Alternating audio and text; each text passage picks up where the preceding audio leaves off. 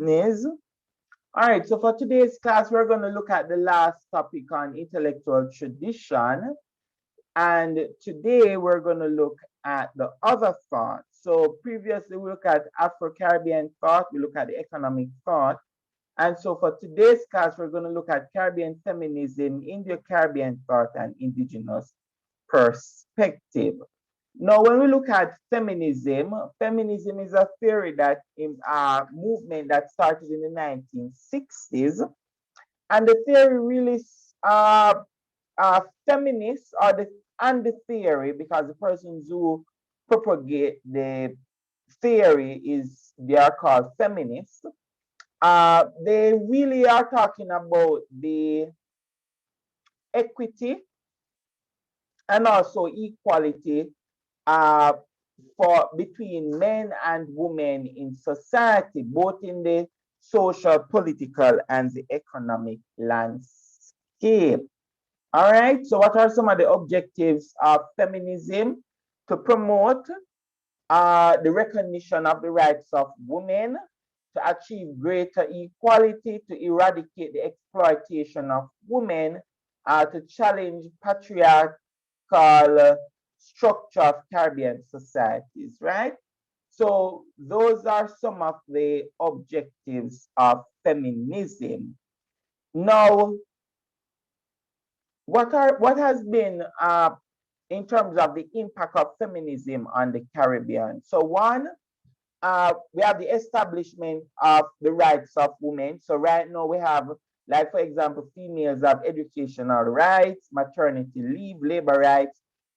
Back then, females were not allowed to vote. Now they are able to vote. Uh, Also, they were not able to be elected in terms of representative politics. They are now involved in politics.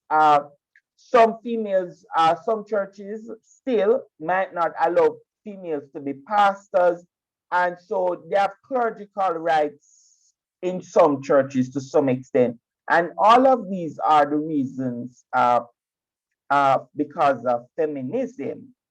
Uh, so also the demand for gender equality. So right now there's a lot of demand to say that the percentage between males and females on companies board should be 50-50. In politics, right now during the election, the the JLP uh, came well in for their election. They had a lot of females in the Jamaica election in 2020. A lot of females were actually elected to office, and uh, the opposition, which is the PMP, appointed 50-50 in terms of the Senate seats. So that is good for Jamaican politics. Uh, in terms, not only that is that Jamaica also had a female prime minister, which is good, still controlled by a majority male house, but a female prime minister is good. And I doubt the society will see another female prime minister anytime soon. The Barbados is currently doing very well. They also have a female prime minister. The uh, and she's like the voice of the Caribbean, very good in terms of what she's doing, Mia Motley. And we have had all other female leaders in politics over the years, like Eugenia Charles in Dominica, and also Camilla Bissessa Prasad in Trinidad and Tobago, which is she's currently the opposition leader. And then also you have females fighting for equality in sports and also equality when it comes to academia. There was a recent report by the University of the West Indies that said that majority of the lecturers are females. However, most of the females at the well, most of the positions at the in terms of the senior ranking position, the administrative positions like principals and those are actually controlled by males. What else we have now? even in schools, most of the school system, most schools in Jamaica have female teachers, but most of the principals that are appointed in schools are male principals. And so the males are always having the an edge in certain positions in the society. Another impact of feminism on the Caribbean, we have feminists have been lobbying for some, what do you call it now? Lobbying for key laws to be passed, like for example, the labor law, maternity leave, to give females maternity leave. Shockingly, females who are on contract in a lot of workplaces in Jamaica, they are not entitled to maternity leave. And so that is, we still have a far way to go as a society. Marital rape is something that they have pushed the feminists in the Caribbean to say that a husband could rape his wife. Yes. And then you have harsher punishments. You're lobbying for harsher punishments for domestic violence, as we can see in the case in Jamaica, where a Jamaica Labour Party representative would have used a stool to beat a woman. I don't know the relationship that they had, but we can see for sure that out of that discourse, a lot of persons who are feminists and those who are advocating for women's rights and also against we call this now domestic violence, they are actually coming out and pushing the government to do something. Now, this is what I cannot take with society on a whole, right? I cannot deal with the hypocrisy in society. And one of the biggest hypocrisy in society is that one, in September, when we had the election and the new government was installed, the new administration was installed, the government of the day, through the prime minister, said that he is so pleased to see the number of females in the House of Parliament. And the whole majority of the 60, good significant number of the 63 members in the parliament were actually females. And in the Senate, it was 50-50 on both sides of the House, both the Jamaica Labour Party side and the People's National Party side. So this is the same government that a few months later, less than 6 months, or September, October, November, December, January, February, March, April, 7 months after, 6 to 7 months after, the same government that was boasting that we are doing so much to include females in the government, the same government with the Speaker of the House is a female, tried to shut down the lobbyist group and also the Prime Minister. He said one statement on it, and that was it. They have not removed the person from office or attempt to remove him from the parliament. So right now, we're talking about harsher punishment for domestic violence. We have a member of parliament sitting in the parliament today that used a stool to beat a female. It was caught on TV. The member of parliament haven't said anything. He's being paid by the taxpayers of this country to this date. The only thing that the government said is that he's on leave and he's not sitting on the government side. Foolishness, hogwash. But at the end of the day, guess what? He's still there. And so how are we going to talk about domestic violence, or how the government is going to pass a harsher legislation in terms of domestic violence when you have a politician sitting in parliament that is being protected by the government? That is something that you have serious, serious issues we have to deal with.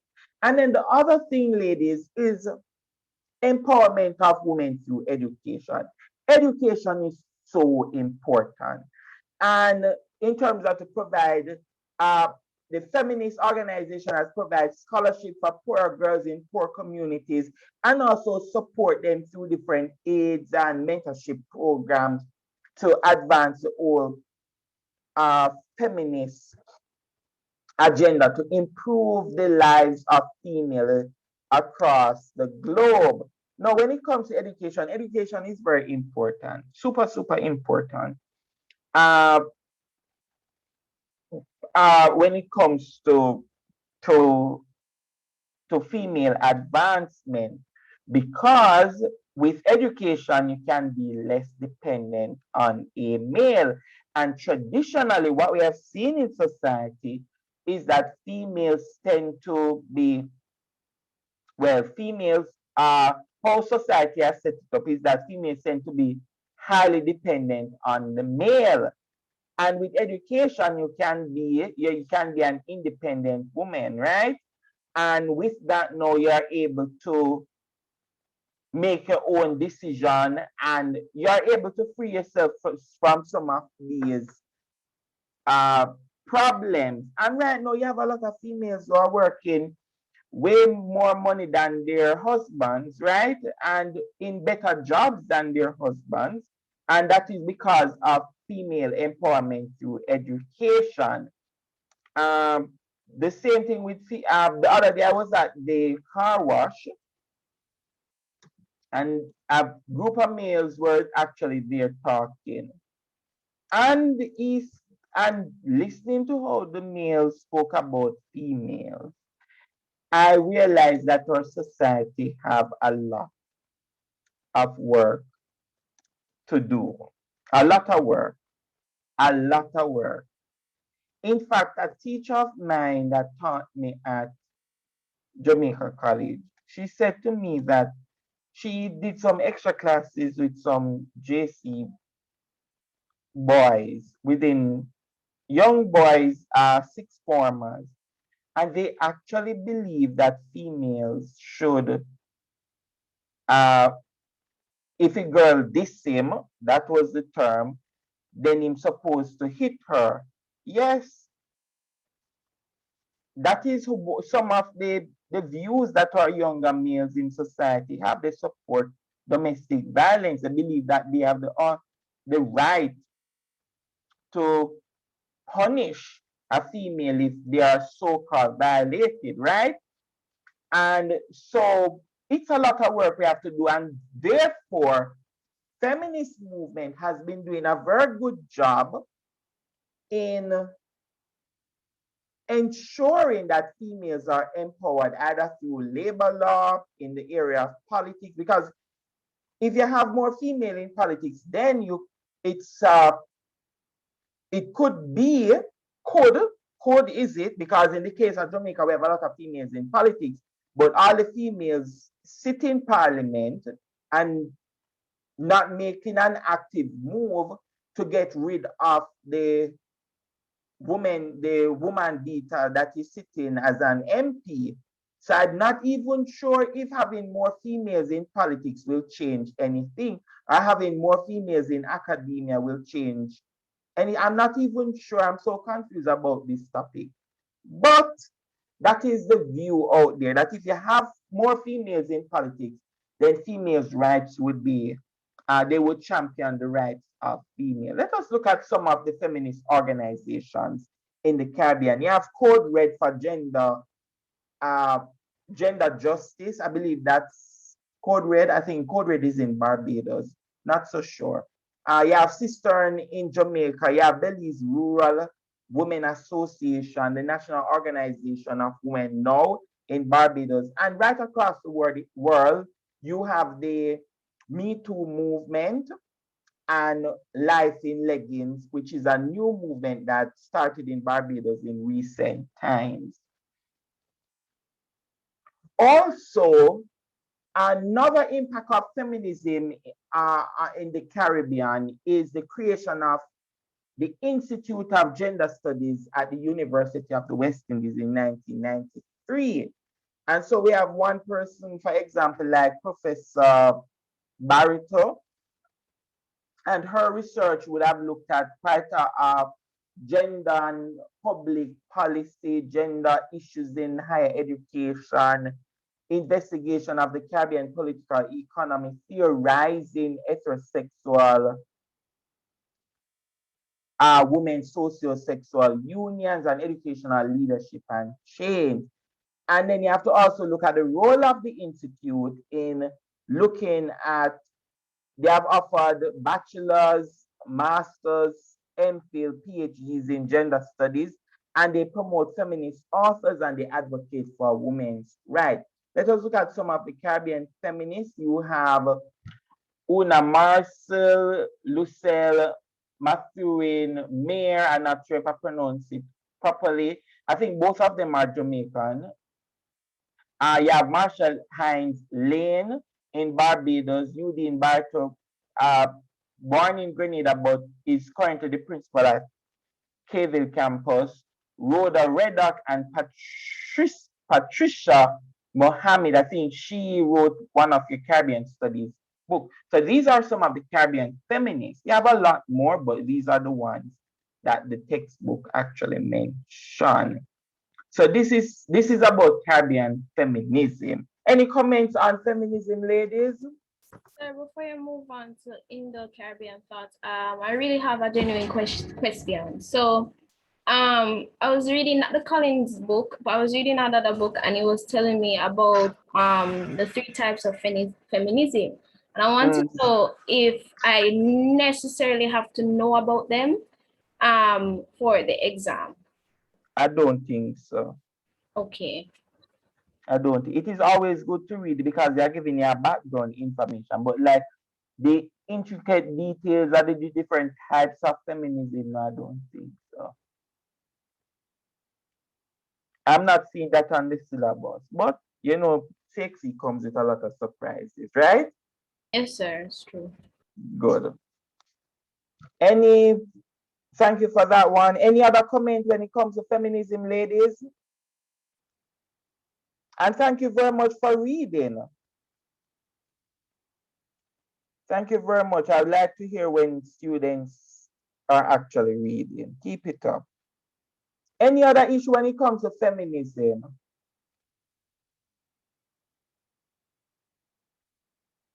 All right, no comments. All right, let us look at Indo-Caribbean thought. So Indo-Caribbean thought, these are perspectives on people of East Indian, the East Indian, people of East Indian descent, right? We're not talking about indigenous people. We're talking about, and this is the syllabus, this is debatable because people at the university, when they talk about Indo-Caribbean thought, they include people like the Tainos and those things. But they are at a liberty to debate at the university what should include an Indo-Caribbean perspective. However, for the exam and on the syllabus, Indo-Caribbean thought refers directly to the people of East Indian descent, and to some extent we can include the Chinese. I'm not even sure if we should include it, but remember one of the exam papers that we looked at earlier this year, we have seen where CXC include Indo-Caribbean thought to include Chinese. I don't agree with that, but that is what they have done. But for people of East Indian descent, what is the thought looking at? One, you're looking at cultural expression of the East Indians, the oppression that they would have gone through in the Caribbean since they come here as indentured workers, contract workers, and the different responses to these type of oppression in the Caribbean. And also, ladies, indentureship, the entire period of indentureship, because people think that indentureship was a very it was better than slavery, but as we have studied before, we have seen that indentureship had very similar features like black enslavement in the Caribbean. Now let us look at some of the achievements of Indo-Caribbean people. So achievement, what they have tend to achieve. So one, you have the retention of their identity and culture in the Caribbean. Yes. You have Indian Arrival Day. So all Caribbean countries celebrate Indian Arrival Day, but only Trinidad and Guyana has it as a national holiday, right? So we do celebrate Indian Arrival Day. You have the continuation of Indian religion in the Caribbean, like Hinduism and Islam, right, in the Caribbean today, that which shows that it's their culture, their religious culture still continues. If we look at in terms of the food, the music, the custom, the dress, if we look at in some form in in Trinidad and Tobago, not even only Trinidad, but here in Jamaica too, where they reinforce endiogamy, which is marriage within a specific group. So they actually encourage their families to marry within the the Indian groups and not outside. That's a form of preservation. Okay, you mix with another race, you dilute. So they want to preserve, right? So they want to preserve themselves. So I've in my family, I have a lot of Indians on one side. Uh, Not a lot, but one. So my grandmother brother, he is married to an Indian, and so that side of the family is African Indian mix. Uh, so that is, but the family still practice a lot of the Indian tradition here in Jamaica. When I was growing up, I used to live right beside a house. Um, well, not a house. It was more like a yard because my house was on this side, and the entire yard was had several different houses in it, different units, and the Indian children used to be next door uh, playing, and I used to go by the fence to play with them through the fence. But we weren't allowed to. I don't think we were. I'm not even sure if I should use the word we were not allowed. But no attempt was made by my parents or their parents to allow us to play together as children. Like come across because we used to have a mango tree and all of these different stuff. So no attempt was made. I don't think no attempt was made. I can't recall because I can't remember as a child uh, the Indians coming over to play with us. Are we going over there? I've never been over that house, that yard, because there are several different families there. In fact, one of the places that one of the young men there at the over that place was uh, we went to the same primary school together. And so we used to walk to school together and we used to come home in the afternoon. Come home because we live close by, but that was the only form of interaction in terms of walking to school. And then we used to talk across the fence, like all the little children and stuff. Interesting. I wonder how that family is right now. But anyway, so all of them over there, they are Indians and they tend to intermarry within the Indian family to preserve. And I cannot understand the reason for that. Same thing with the Chinese. My grandfather mother is a Chinese woman, and she she got married. She got married to my grandfather's father, my great grandfather. And in that relationship, it produced him. So my grandfather is our only child. So he's Chinese. So because she got married to the Chinese, the black man, and he wasn't really black because my grandfather's father was more African and Syrian. So he wasn't dark skin like how my skin is dark. But at the end of the day, because she married outside of that group, or Chinese group, her family basically disowned her, right? So we know nothing about her family. We just know about she. We not even know where in China she come from, because in fact she's somebody who actually came from China to Jamaica as an indentured, right? Uh, Also, in most of the different territories, we have Indian National Association. So the Indians, what they do is that they're gonna form a lot of associations to maintain their Chinese heritage. And, not Chinese, their Indian heritage.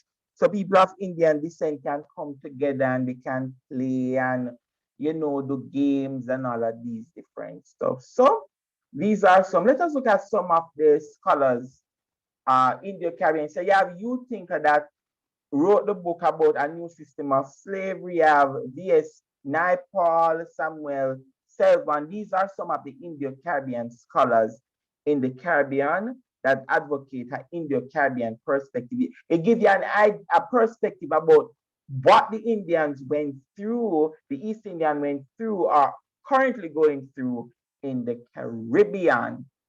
Uh, Another thought is indigenous perspective.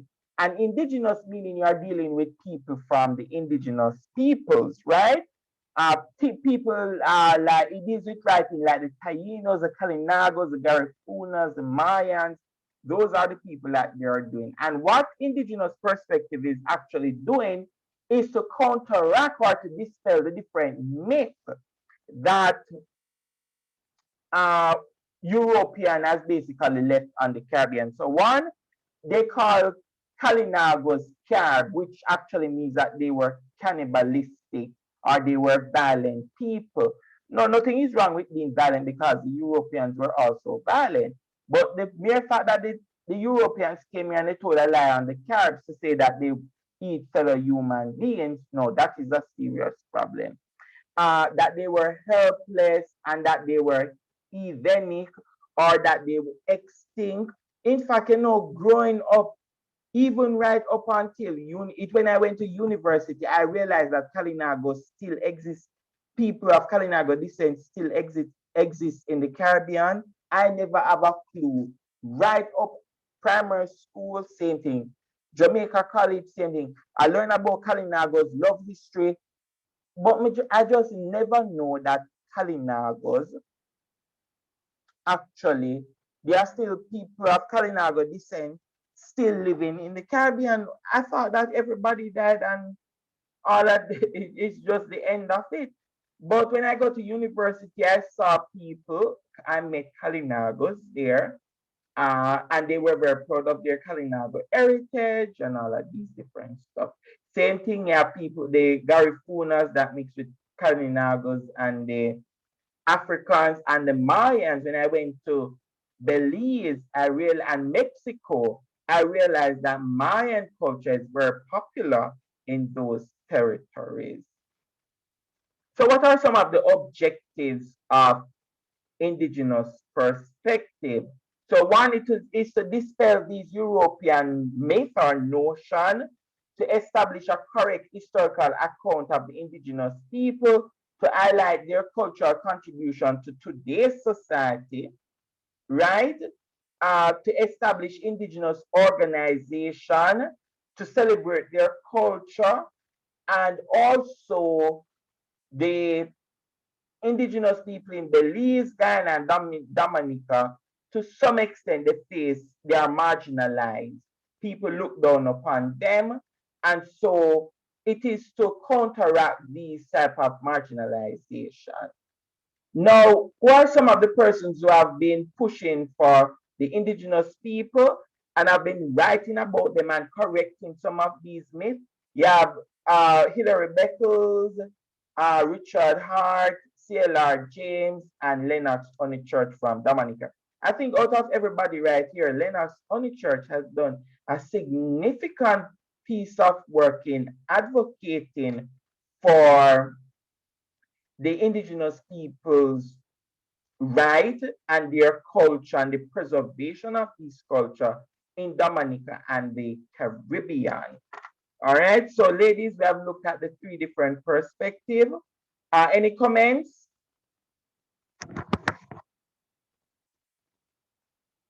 Any comments, ladies? All right, so ladies, we meet again we meet tomorrow face to face. I will send a document for you. Please download it because we're going to go through that document tomorrow. The contributions of sports to the Caribbean. Enjoy the rest of the day, ladies. You too, sir. Same to you, sir. You Bye, too, sir. sir. Bye,